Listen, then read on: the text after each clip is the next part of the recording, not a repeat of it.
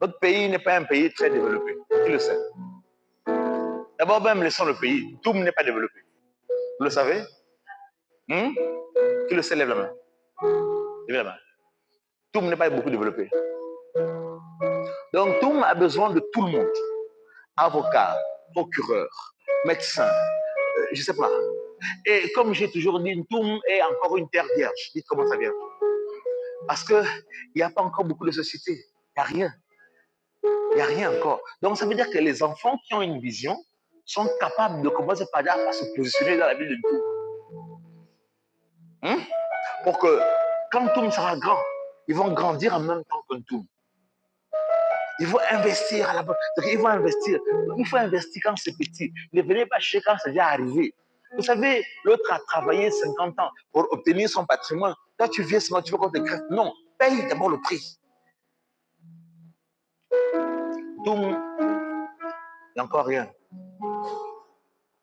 Donc, vous pourrez faire des choses pour mettre Toum en haut. Et Toum ne deviendra pas en haut parce qu'il veut devenir tout seul. Ce n'est pas la nature.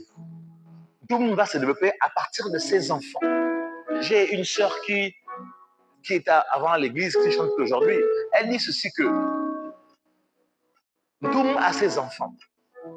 Dans son chant, monsieur, elle n'a pas de Toum, mais elle parle en général. Elle parle d'Okonja.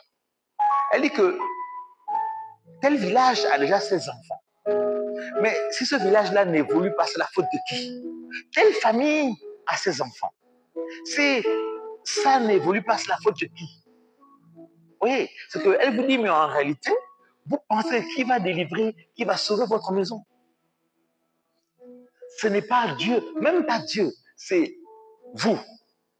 Peut-être avec l'accord de Dieu, mais c'est d'abord vous. Parce que vous avez la volonté de régler le problème.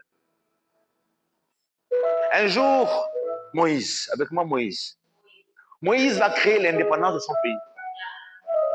Vous savez ça? Moïse, plutôt, pas de son pays, plutôt. Moïse va créer l'indépendance de son peuple qui était en esclavage en Égypte. Et bien, clair que donc, il va découvrir qu'il est hébreu. Ou bien il sait qu'il est hébreu. Et qu'il n'accepte plus la souffrance de qui? De son peuple. Il n'est plus d'accord avec ce qu'il voit. Il n'est pas d'accord avec ce que les Égyptiens font souffrir aux enfants qui sont son sang. Il n'est pas d'accord avec ça. Alors, première chose, il va tuer quelqu'un. Pourquoi il tue quelqu'un? Il tue quelqu'un pour montrer que non.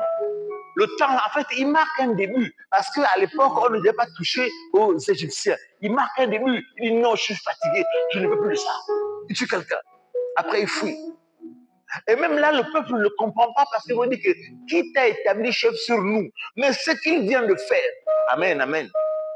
L'action que Moïse vient de faire prouve que c'est un chef. Il est courageux. On dit pas non, amen, papa. Il t'amène bien. Amen.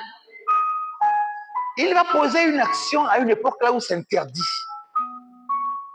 Tu comprends? C'est qu'il pose un acte.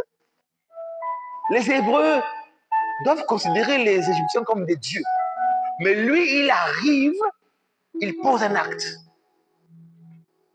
Cet acte-là est l'élément déclencheur de sa destinée dans le désert. Et quand il va dans le désert, il rencontre qui? Dieu. Par le buisson Ada. Il le rencontre.